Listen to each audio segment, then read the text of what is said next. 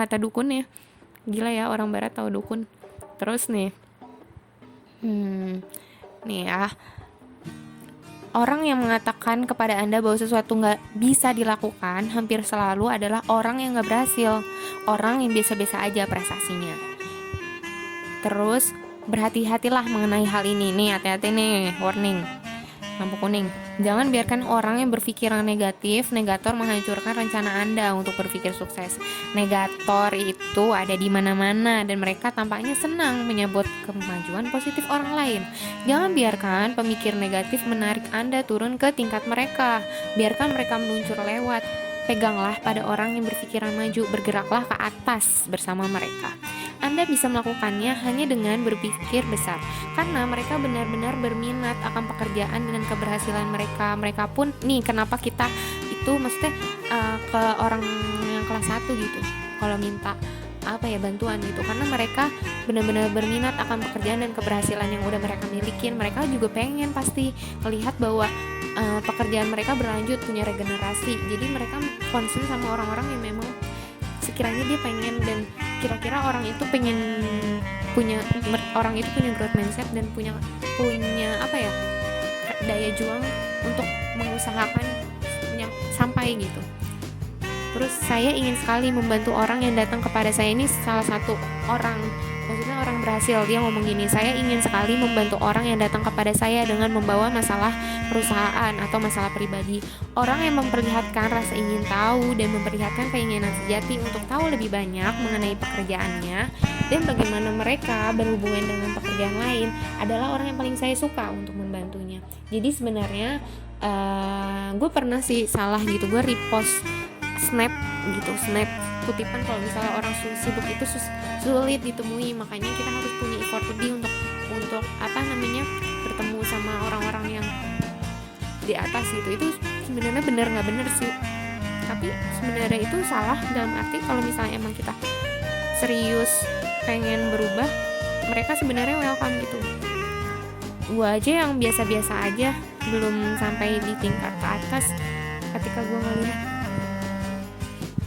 dan punya insting, ini orang kayaknya punya something untuk berubah, untuk bisa menaik tingkatan, dan orang itu butuh saran dari gue kayak tergerak. Oke, gue harus luangin waktu gue buat jelasin sepanjang-panjangnya ke dia gitu. Gitu, mungkin ini yang dirasakan orang di tingkat yang udah berhasil.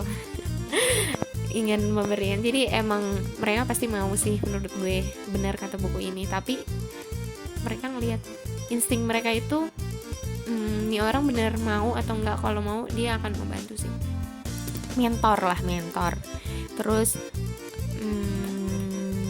di sini juga bilang ada fakta cuy, emang cuma on the spot doang. Di sini ada fakta kalau misalnya apa yang terjadi pada akhir pekan antara pukul 6 sore sampai 8 pagi besoknya mempengaruhi langsung prestasi orang dari pukul 8 paginya sampai jam 6 sorenya. Jadi kalau misalnya lu kerja hari Senin, terus hari Minggunya itu lu benar-benar memanfaatkan waktu dan baik untuk ngecas energi, entah itu melakukan hobi lu atau membuat mood lu bagus, itu dari jam 8 malam sampai jam 6 malam sampai jam 8 paginya, atau entah baca buku, pokoknya ya seperti itu. Kalau gue kan lebih seneng gitu ngebaca gitu.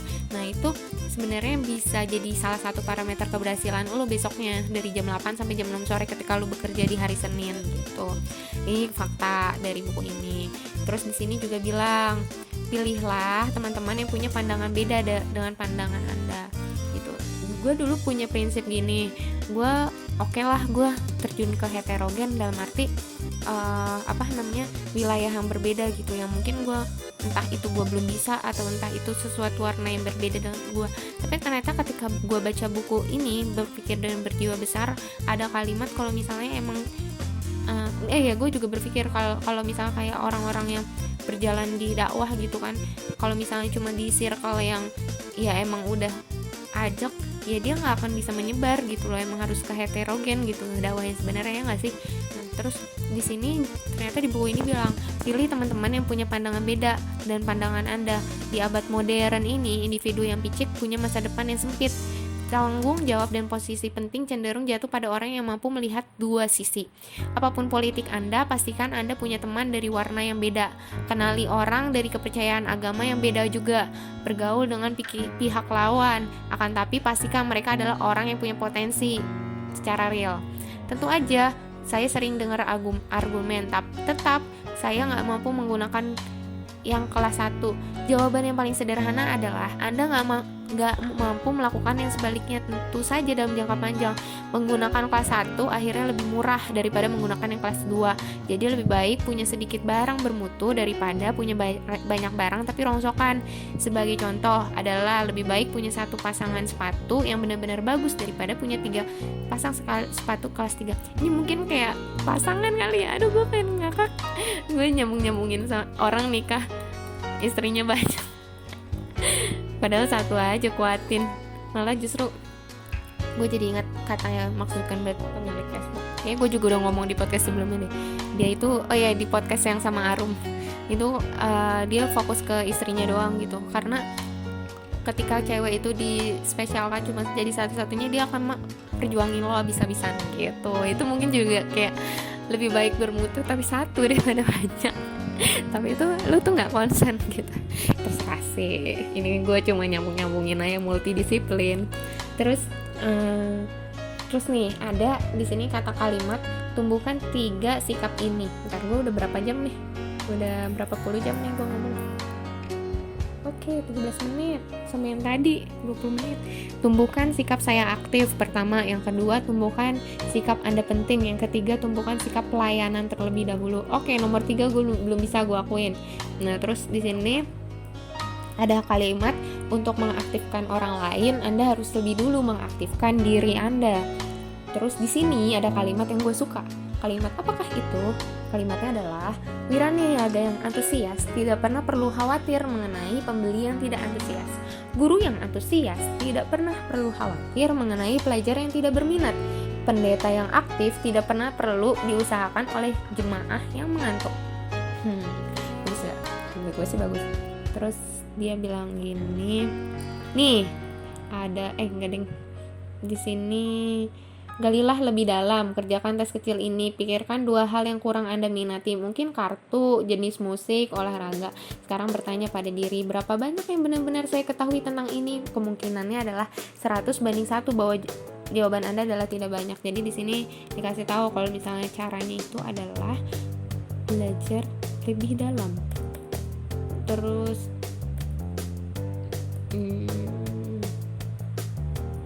sini ada kalimat sportif sih, kayak sampaikan berita baik kepada orang yang bekerja bersama Anda, beri mereka dorongan, puji mereka pada setiap kesempatan, katakan pada mereka tentang hal-hal positif yang dikerjakan oleh kantor, dengarkan masalah mereka, bersikaplah mau membantu, beri dorongan kepada orang dan dapat dukungan mereka, puji mereka untuk kerja yang mereka selesaikan, beri mereka harapan, biarkan mereka tahu Anda percaya mereka dapat berhasil, bahwa Anda percaya kepada mereka.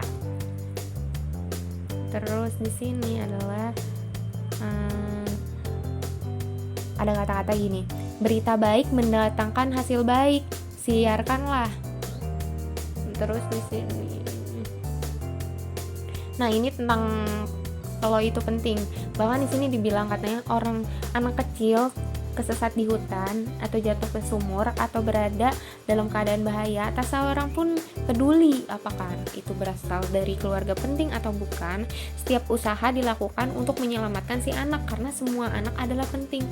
Bukan terkaan asal-asalan bila kita mengatakan bahwa dari semua makhluk hidup barangkali manusia hanya 1 di antara 10 juta manusia adalah kelangkaan biologis. Manusia paling penting dalam rancangan Tuhan.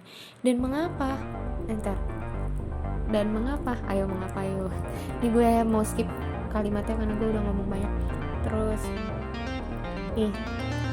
ada manfaat yang besar dengan membuat orang besar. Jadi kita juga harus itu yang tadi kita menganggap kita tuh ketika berinteraksi sama orang, ini gue juga harus belajar sih. Gue belum jujur.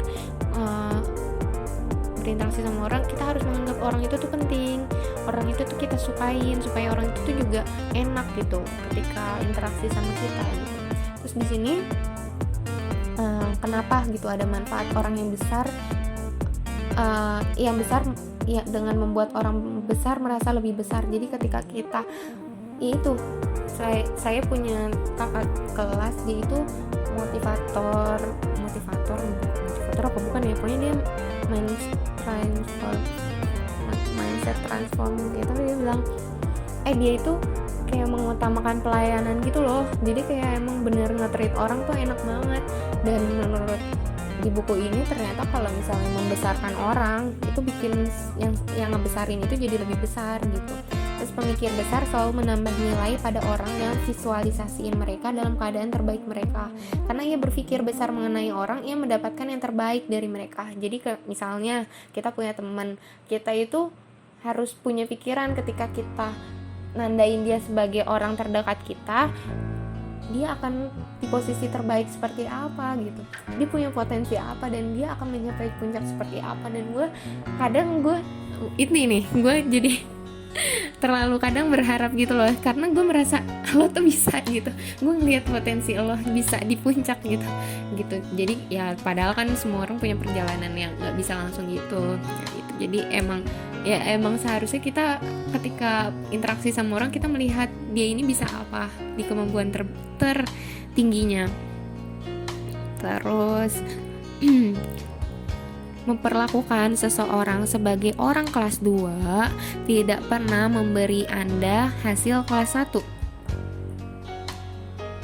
Terus di sini harus sebenarnya kita berpikir, apa yang dapat saya lakukan hari ini untuk membuat istri dan keluarga saya bahagia. Nah, ini mungkin yang terakhir ya. Yang terakhir apa enggak ya? Baru setengahnya cuy. Udah yang terakhir aja. Kebanyakan. Di sini ada poin-poin yang penting banget gitu. Terima kasih yang udah dengerin sampai detik ini. Jadi ada bonus, yaitu poin pertama, tumbuhkan sikap saya aktif. Hasil datang sebanding dengan antusiasme yang ditanamkan. 3 hal yang harus dilakukan untuk mengaktifkan diri Anda adalah: 1. Gali lebih dalam, yang tadi. Jika Anda dapat diri Anda tidak berminat akan sesuatu, galilah lebih dalam dan pelajari lebih banyak mengenai sesuatu itu. Itu menimbulkan antusiasme. 2. Bersemangatlah dalam segalanya mengenai diri Anda. Senyum Anda, jabatan Anda, cara berbicara Anda, bahkan cara Anda berjalan. Bertindaklah dengan bersemangat. Itu poin kedua. Poin ketiga, siarkan berita baik. Tak seorang pun mencapai apa saja yang positif dengan menyampaikan berita buruk. Terus, tumbuhkan sikap Anda orang penting. Orang mengerjakan lebih banyak bagi Anda jika Anda membuat mereka merasa penting.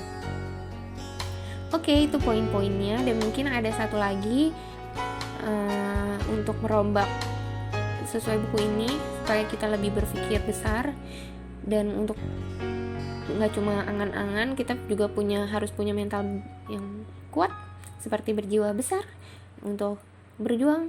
Nah, di sini ada kalimat gini: ujian bagi orang yang sukses bukanlah kemampuannya menghapuskan semua masalah sebelum masalah bersangkutan timbul, melainkan menghadapi dan mengatasi kesulitan ketika kesulitan tersebut memang muncul.